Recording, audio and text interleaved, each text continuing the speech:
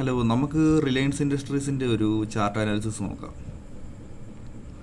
നമുക്കിത് ഫസ്റ്റ് തന്നെ കാണാം. അതൊരു ലോങ് ടൈം അപ് ട്രെൻഡ് ചാർട്ടാണ്. അതൊരു നല്ലൊരു ചാർട്ട്, നല്ലൊരു ഗ്രോത്ത് വന്നേക്കുന്ന ഒരു ചാർട്ടാണ് ഈ റിലയൻസിൻ്റെ. ഇത്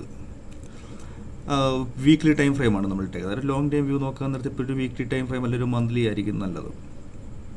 കാരണം നമുക്കൊന്നുകൂടി ഒരു ക്ലിയർ വ്യൂ കിട്ടും.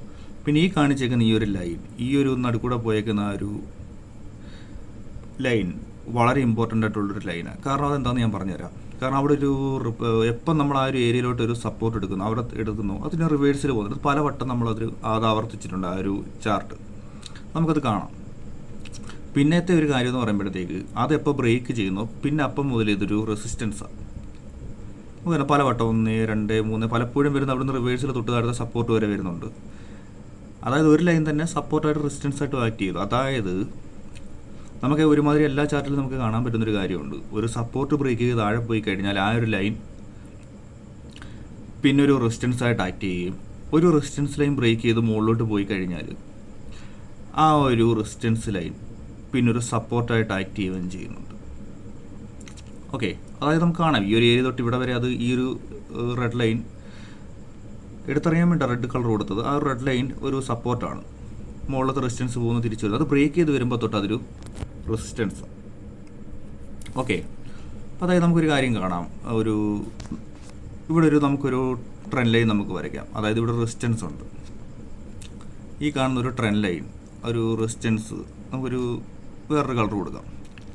അതായത് ഇത് നമുക്ക് ക്ലിയർ ആയിട്ട് കാണാം. ഈ ഏരിയത്തിൽ നിന്ന് തിരിച്ചു വരുന്നു, ഈ ഏരിയത്തിൽ നിന്ന് തിരിച്ചു വരുന്നു. അപ്പോൾ നമുക്കതൊരു ജോയിൻ ചെയ്ത് വരയ്ക്കുമ്പോഴത്തേക്ക് ഒരു ട്രെൻഡ് ലൈൻ, ഒരു റെസിസ്റ്റൻസ് കിട്ടുന്ന ഒരു ബ്രേക്ക് ഔട്ട് നടന്നു കഴിഞ്ഞാൽ നമുക്ക് ഇവിടെ വരെ അത് റണ്ണ് ചെയ്യിക്കാം, പ്രോഫിറ്റ് റണ്ണ് ചെയ്യിക്കാമെന്ന് വെച്ചാൽ പല കാര്യങ്ങളും നമുക്കിതിനകത്താക്കും. ഒന്ന് സപ്പോർട്ട് ലൈനാണ്. സപ്പോർട്ട് എത്തുമ്പോഴത്തേക്ക് അവിടെ ബയ്യേഴ്സ് കൂടുതലുണ്ട്, അപ്പോൾ അത് മുകളിലോട്ട് പോകുമെന്നാണ് ഒരു തിയറി. റെസിസ്റ്റൻസ് എത്തുമ്പോഴത്തേക്ക് അവിടെ സെല്ലേഴ്സ് വരും, അതുകൊണ്ട് അത് തിരിച്ച് വരാം, തിരിച്ച് താഴോട്ട് വന്നേക്കാമെന്നാണ് ഒരു വിശ്വാസം. അപ്പോൾ നമുക്ക് തൊട്ടടുത്ത് റെസിസ്റ്റൻസ് വരെ അല്ല ഏതാണ്ട് ആ ഒരു റീജിയൻ വരെ നമുക്കത് ഹോൾഡ് ചെയ്യാം. അതായത് നമ്മൾ ഇവിടെ നിന്നൊരു എൻട്രി എടുത്തിരുന്നെങ്കിൽ തൊട്ടടുത്തൊരു ലോജിക്കൽ സപ്പോർട്ട് വെച്ച്, ലോജിക്കൽ ഒരു റെസിസ്റ്റൻസ് വെച്ചിട്ട്, അതായത് ഇവിടെ വരച്ചേക്കുന്ന ഓൾറെഡി നമ്മൾ വരച്ചിട്ടുണ്ട്, ഒരു 100% മണ്ടയ്ക്ക് ഒരു 150% അടുത്തൊരു മൂവ് നമുക്ക് പ്രതീക്ഷിക്കായിരുന്നു. ഏതാണ്ട് അത് തന്നെ നടന്നിട്ടുണ്ട്. ഓക്കെ, ഞാനിതൊരു ജസ്റ്റ് സ്റ്റഡി പർപ്പസിന് വേണ്ടിയിട്ട് ജസ്റ്റ് എടുത്ത് പറയുന്നുള്ളൂ. കാരണം ആർക്കൊരു ഉപകാരപ്പെടുന്നെങ്കിൽ, ഇപ്പോൾ ഒരു ചാർട്ട് അനാലിസിസ് കണ്ടിട്ട് ഉപകാരപ്പെടുന്നെങ്കിൽ പുതിയൊരു കാര്യം കിട്ടട്ടെ എന്നുള്ള രീതിയിലേ. ഓക്കെ, അപ്പം അതേപോലെ തന്നെ ഇവിടെ ഒരു എൻട്രി എടുത്ത ആൾ എപ്പോൾ എക്സിറ്റ് എടുക്കണമെന്ന് വെച്ചാൽ തൊട്ടടുത്ത് എക്സിറ്റ് എടുക്കേണ്ടത് എപ്പോഴാണെന്ന് വെച്ചാൽ ഈ ഒരു ലൈൻ, റെസിസ്റ്റൻസ് ലൈൻ നമുക്ക് എക്സിറ്റ് എടുക്കാം. പക്ഷെ അത് കഴിഞ്ഞാൽ പിന്നെ താഴോട്ട് വരുന്നതുണ്ടോ.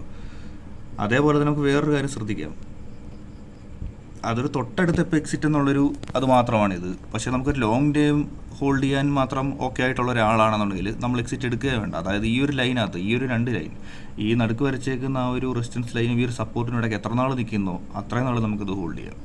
ഇത് ബ്രേക്ക് ചെയ്ത് എന്ന് താഴെ വരുന്നു, അപ്പോഴത്തേക്ക് നമ്മളൊന്ന് പേടിച്ചാൽ മതി, ഒന്ന് അലേർട്ടായാൽ മതി.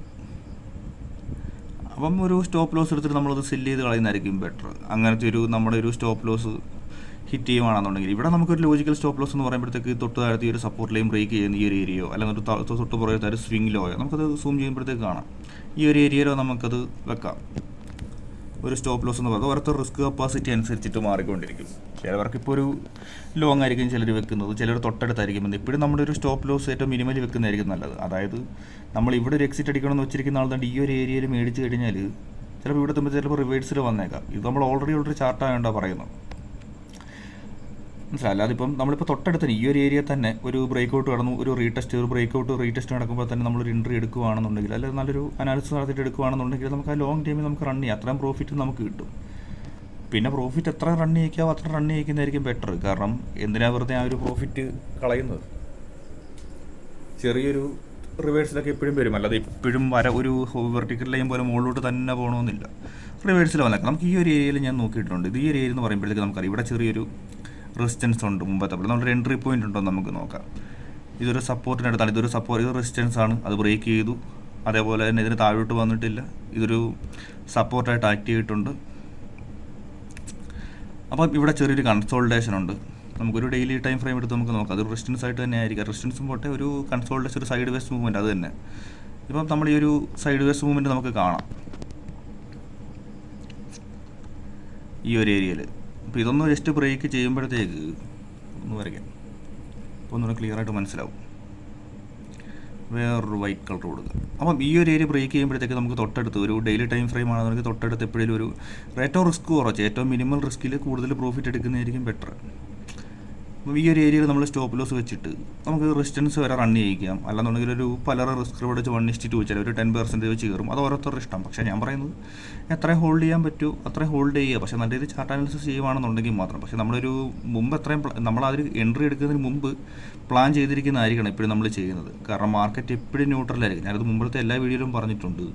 മാർക്കറ്റ് ഓൾവേസ് ന്യൂട്രലായിരിക്കും. കാരണം ഒരാൾക്ക് ലാഭം ഉണ്ടാക്കി കൊടുക്കാമെന്ന് മാർക്കറ്റിനൊരു സന്തോഷമോ ഇല്ല പ്രത്യേകിച്ചൊരു തീരുമാനം ഉണ്ടായിരിക്കത്തില്ല. എപ്പോഴും ന്യൂട്രലായിരിക്കും.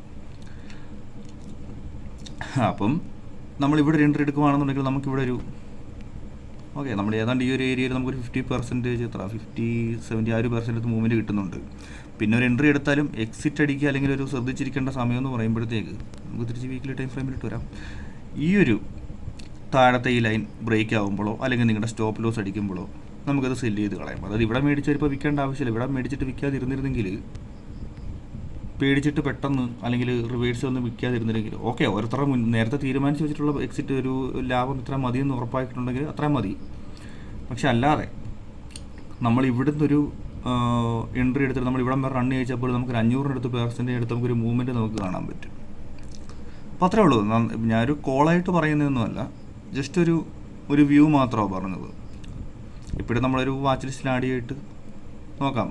ഓട്ടോമാറ്റിക്കായിട്ട് നല്ലൊരു ഗ്രോത്ത് ഉള്ളൊരു പൊട്ടൻഷ്യൽ ഉള്ളൊരു സ്റ്റോക്ക് തന്നെയാണ് റിലയൻസ് ഇൻഡസ്ട്രീസ്. ഓക്കെ, പിന്നെ വീഡിയോ ഒത്തിരി നീട്ടുന്നില്ല. Thank you.